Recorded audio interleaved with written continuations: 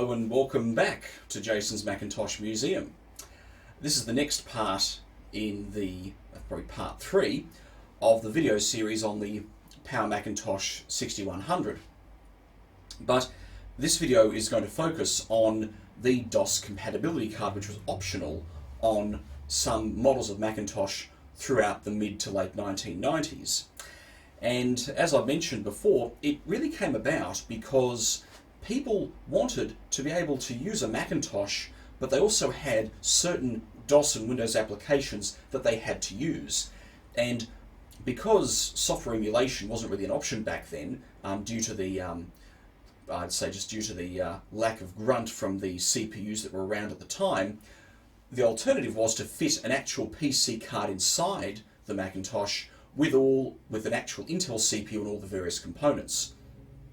So what we're looking at here is my Power Macintosh 6100 66 DOS compatible. Very important that, because the DOS compatible tag indicates that it has a 486 based PC card inside it. So the first thing I'll talk about is, well, how you remove it from the 6100, and we'll have a closer look at the card. So let me get this out of the way.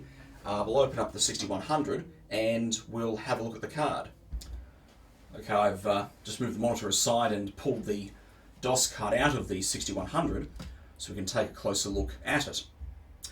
So this type of card is known as a processor direct slot card, and in a 6100 it actually requires a right angle adapter that you can see here to be installed in the case.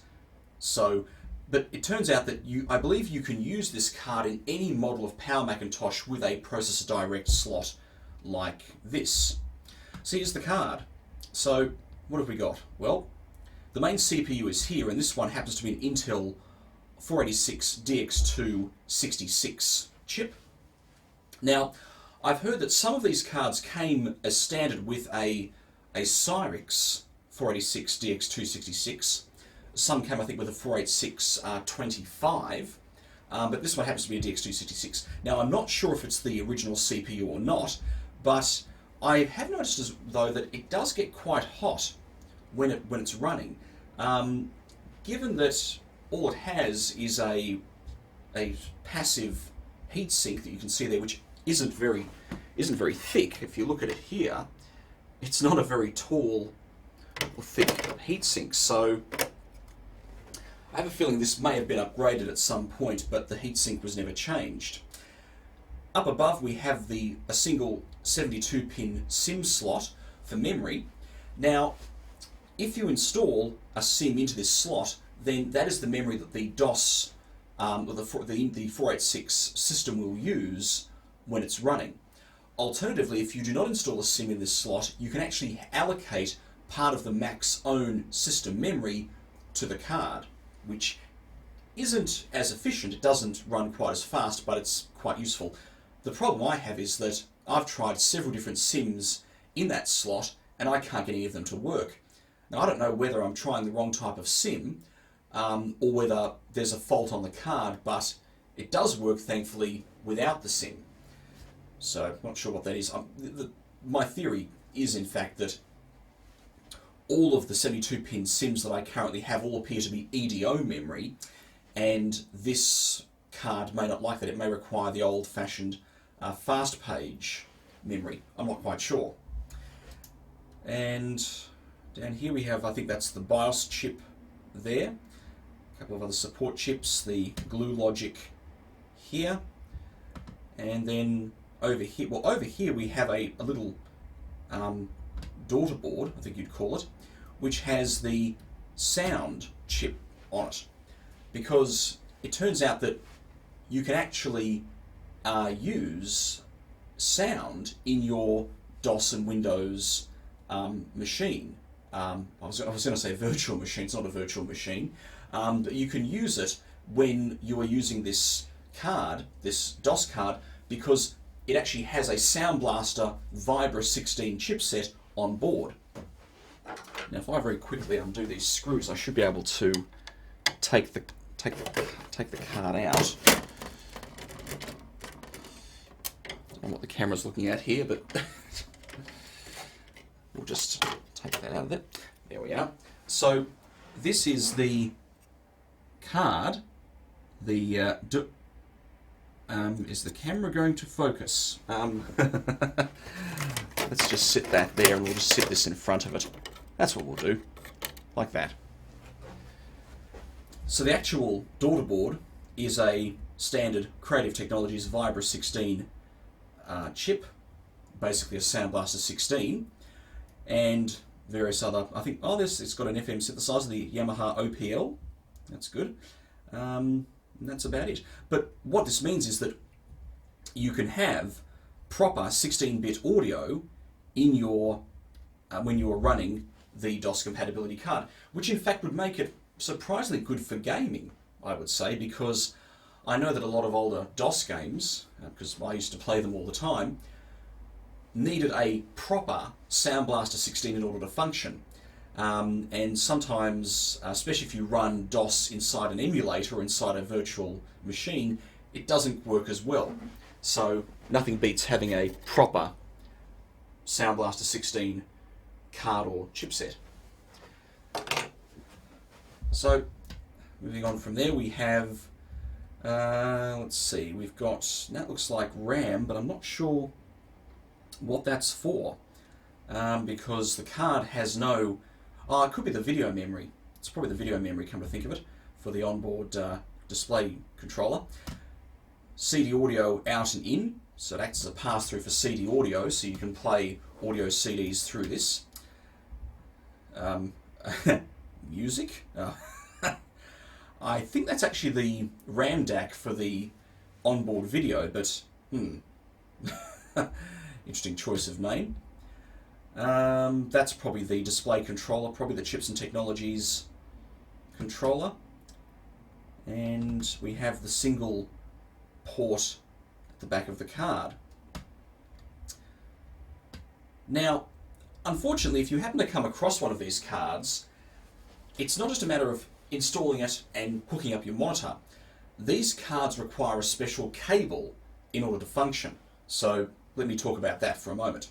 Okay. What we have here is the cable that goes with the DOS compatibility card. Now, this end, this plug here, is I believe it's a 20, I'm not sure how many pins that has. It looks like it's about 25 pins on it. And this is what plugs into the back of the DOS compatibility card. And from there, it splits out. You've got a joystick port here to plug in a PC joystick. So again, it was intended for gaming use. And then on the other end, we have a standard 15-pin Macintosh monitor port, plug, and this plugs into the monitor output of the Macintosh itself.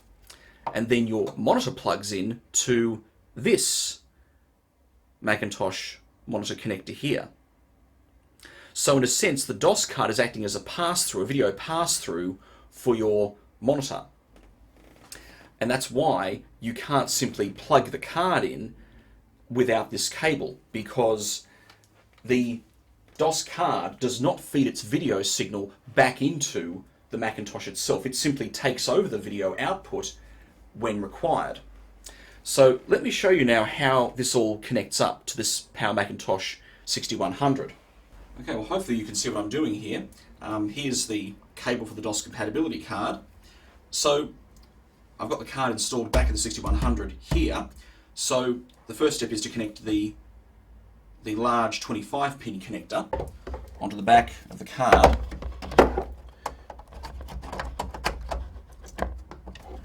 Alright, so we'll connect that up.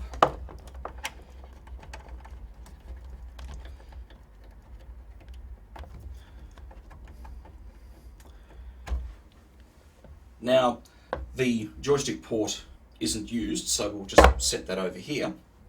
So the next thing we'll do is we'll connect the Macintosh monitor out connector to the compatibility card's monitor in.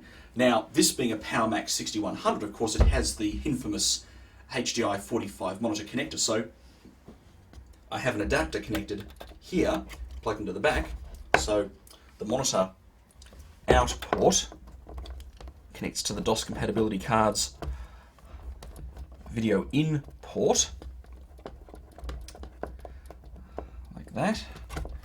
And then finally we have the monitor out connector on the card, and that connects to the actual monitor cable itself, so that connects over here. Oop, goes upside down. That's it. So what we'll do now is connect everything back up, get the monitor in place, and I'll demonstrate how the DOS Compatibility Card actually functions. Okay, I've now started the Power Macintosh up.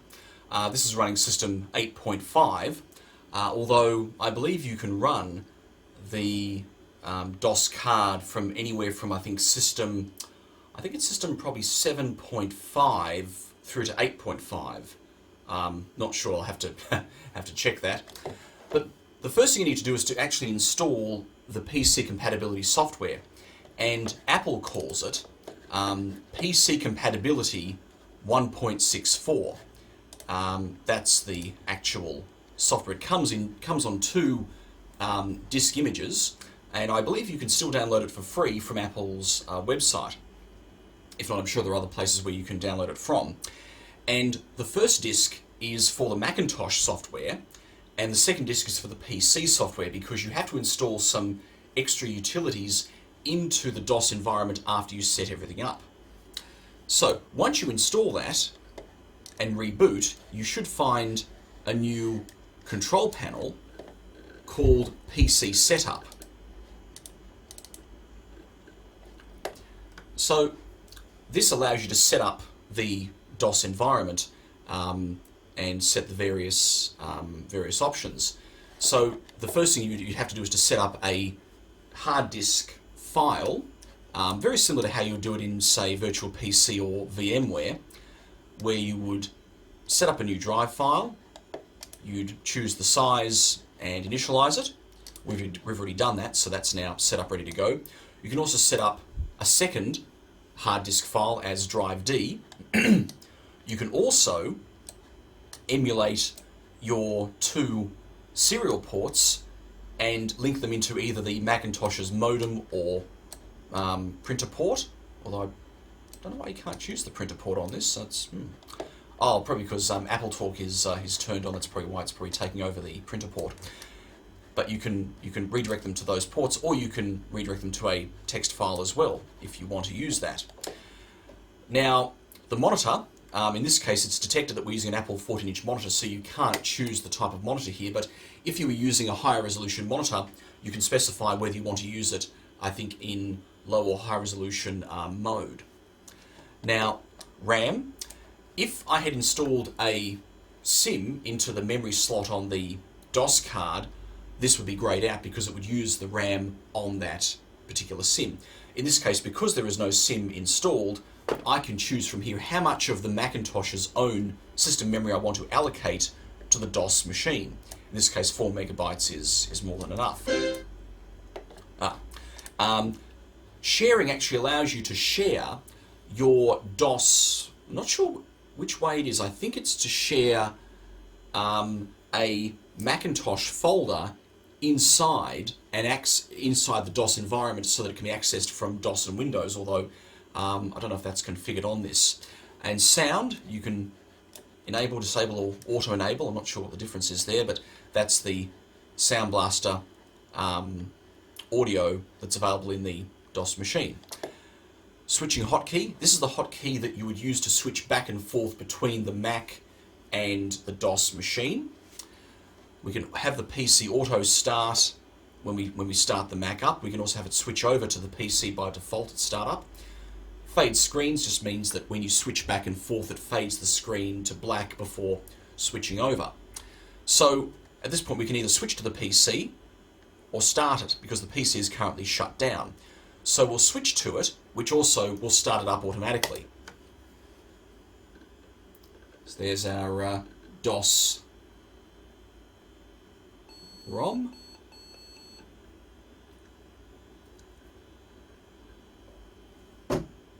So now DOS has started up.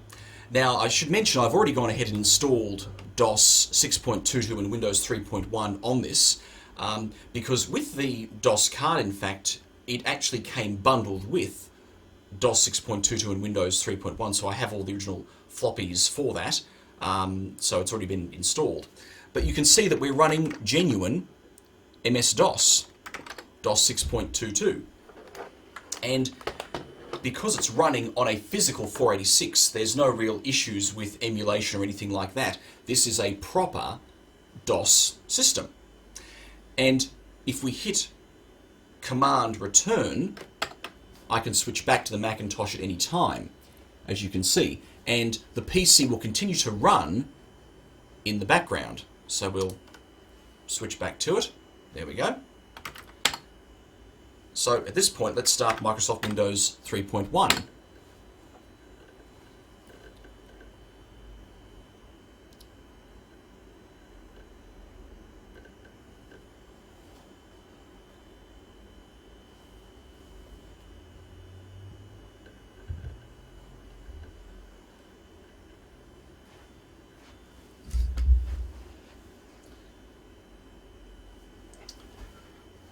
I'm just going to adjust the camera here. It's a little bit, I think it's a little bit,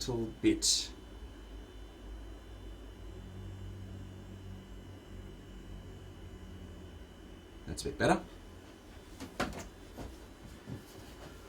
So this is standard Microsoft Windows 3.1, except it's running, well, it's running on a Macintosh, but it isn't really, because it's not being emulated by the Mac. It's simply the Macintosh switching over to a DOS card. You can see we have, that's odd. I thought I allocated 4 megabytes to this. Oh, this is virtual memory is probably turned on. Oh, I've forgotten how you do that. I haven't used Windows 3.1 in such a long time. Ah, that would be why.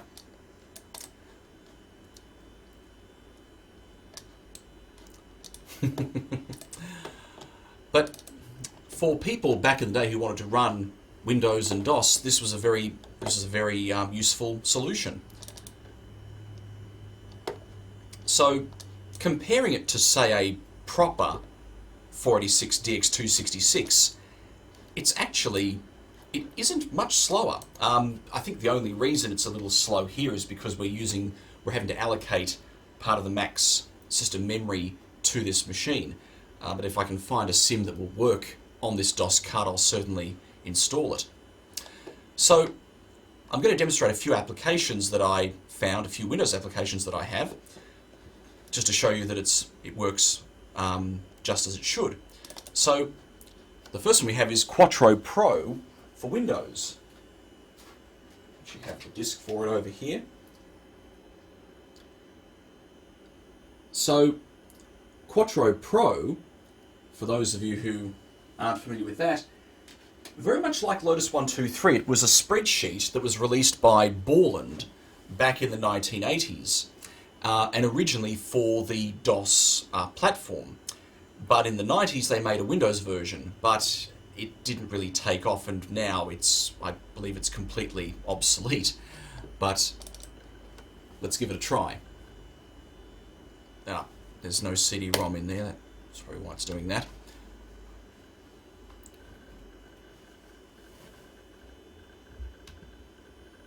Oops. Oh, I didn't want the camera to do that. Stay where you are, camera. Okay, so here's Quattro Pro, and it looks just like any other spreadsheet, really. It's interesting to note that it does have worksheet tabs, which was quite revolutionary for its time.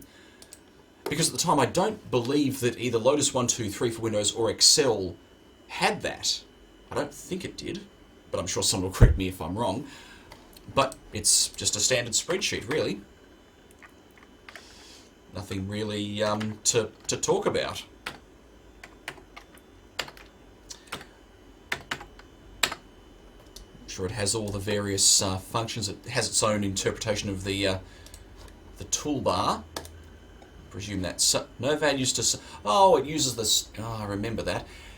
Like anyone who's used old Windows applications from the mid 90s or before, prior to Windows 95, remembers this Borland custom control library that had these silly buttons that had icons inside of them telling you what the values were. And of course, this being a Borland application, of course, they did use, I think it was the Borland BWCC, the Borland Windows Custom Controls DLL, which I hated.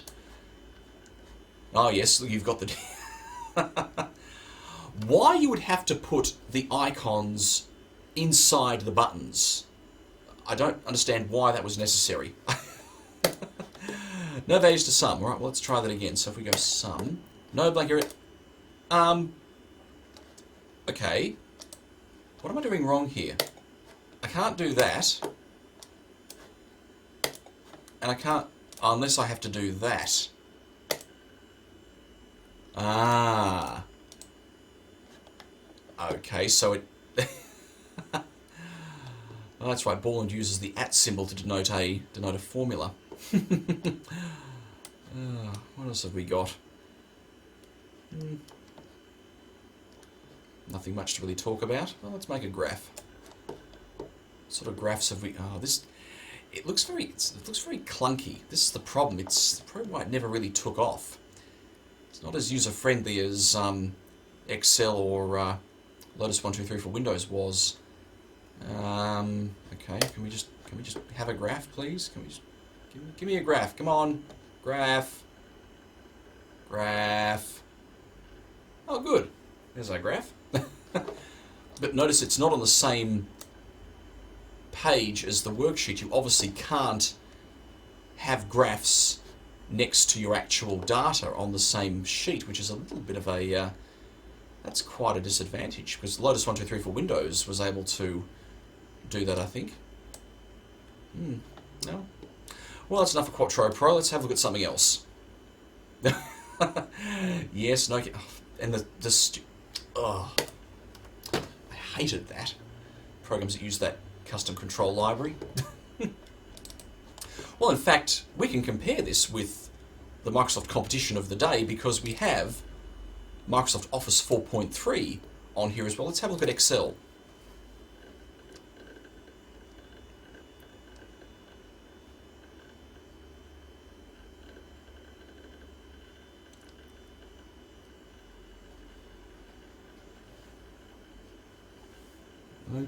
Okay, here's Excel. Now, let's see, we've got the standard.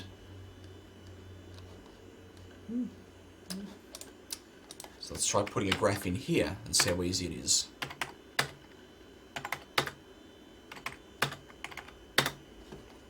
Well, first, how easy is it to sum values?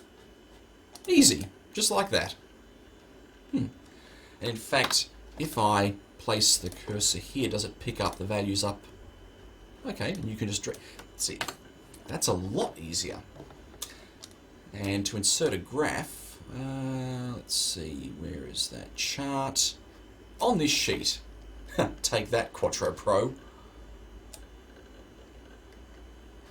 Oh, the chart wizard. Yes, I remember that. Let's do a 3D. 3D graphs.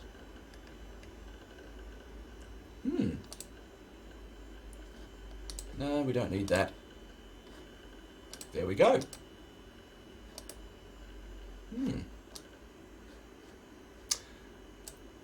Very easy to do, I think. Okay, well, that's Microsoft Excel. Let's quit out of that.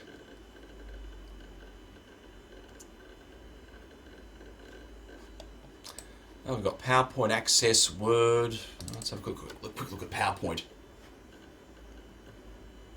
Of course, normally, if you were using this Macintosh, you would probably run Mac versions of these applications because they were around at the time. But still, if you preferred the PC version,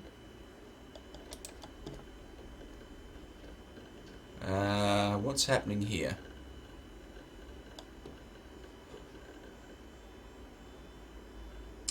Oh, it's going to start the guide on how to use PowerPoint, isn't it? Oh, well, I don't want that. Go away.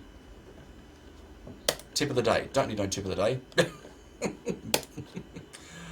least it doesn't have the infamous assistant that popped up in Office 95. A stupid paperclip or dog or whatever it was that told you, it looks like you're doing this. Would you like help? No! Well, that's PowerPoint.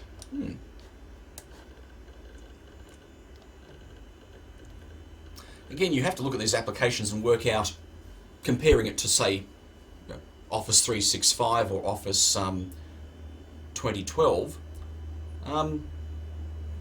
Have we really changed that much?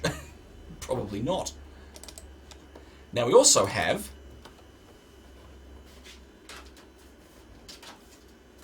an old version of CorelDRAW, and I actually got this years ago.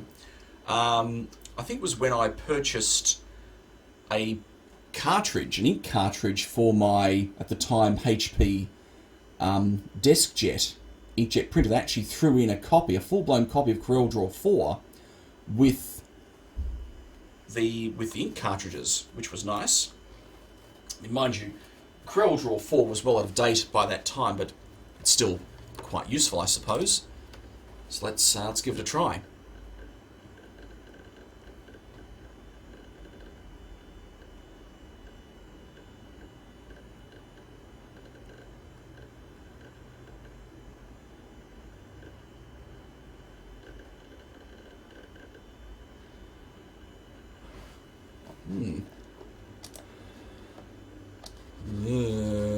There we go. That's my drawing skills right there. That's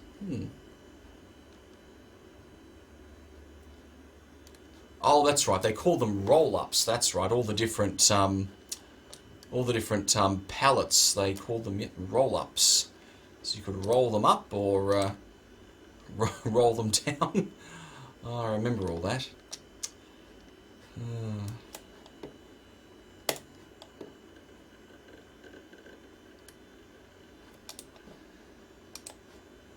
Corel chart.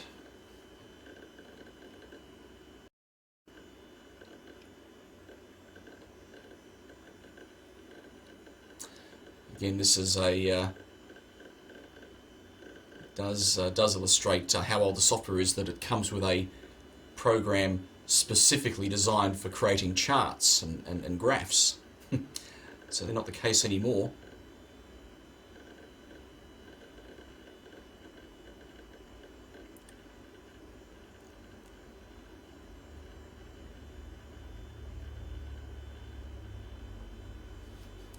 New?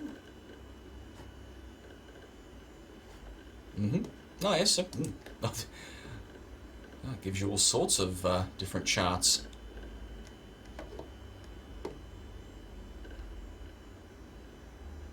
I was thinking, what's the weirdest type of chart that we can use here? What's a style of chart that no one would ever use? Is it on the gallery?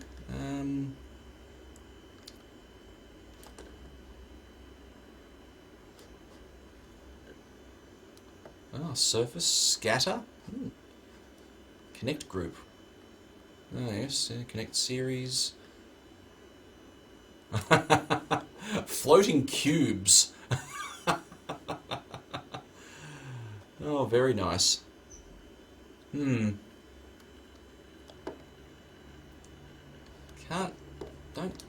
think that would have ever caught on. 3D riser. Pyramids.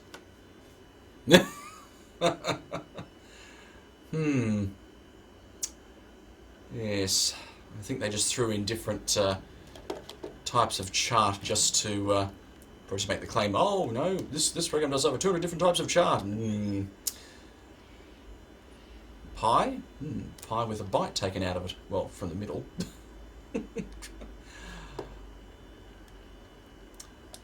I think apart from the line graph, the bar graph, and the pie graph, you wouldn't use anything else, really.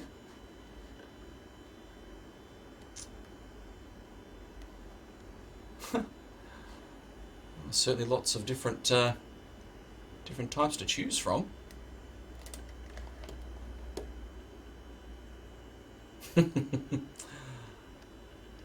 Well, okay, I think that's enough of that.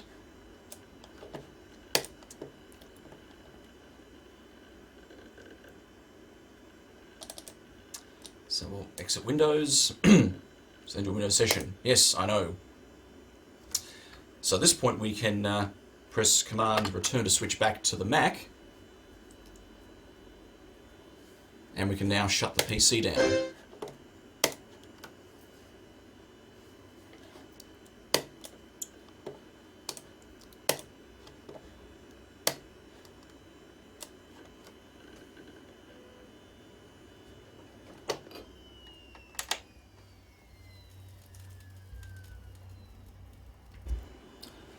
Now, a few of the things that I forgot to mention about the DOS compatibility card that I'll talk about is that when you actually run the DOS machine, any floppy that you insert into the Mac is automatically mapped to drive A in the DOS environment.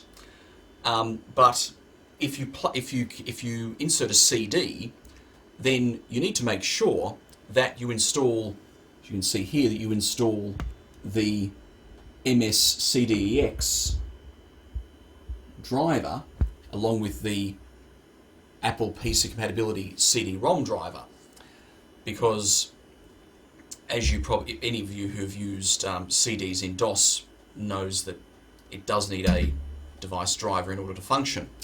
Now, these drivers are available on the second disk in the PC compatibility software package, because as I mentioned, the PC compatibility software comes on two disks, one with the Macintosh software, one with the PC software. So once you install your DOS environment onto the hard disk, the DOS hard disk file, you can then run the setup program from the second disk of the PC compatibility software. That then installs all the DOS drivers that you need to get it all working.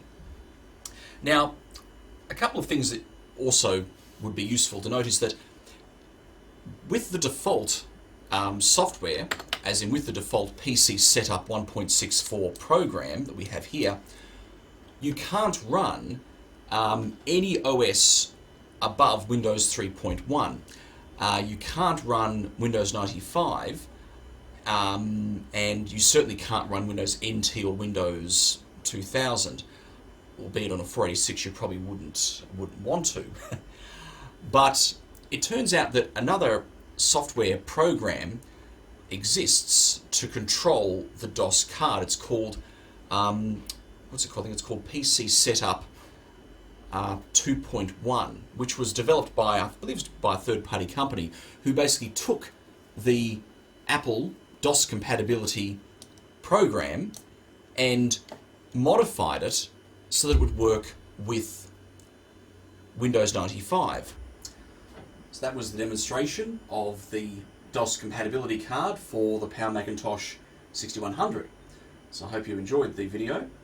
And what I will do for the next video in this series is I will attempt to get Windows 95 running on this DOS compatibility card, as well as maybe try a few old DOS games that I have. So stay tuned, and thank you for watching.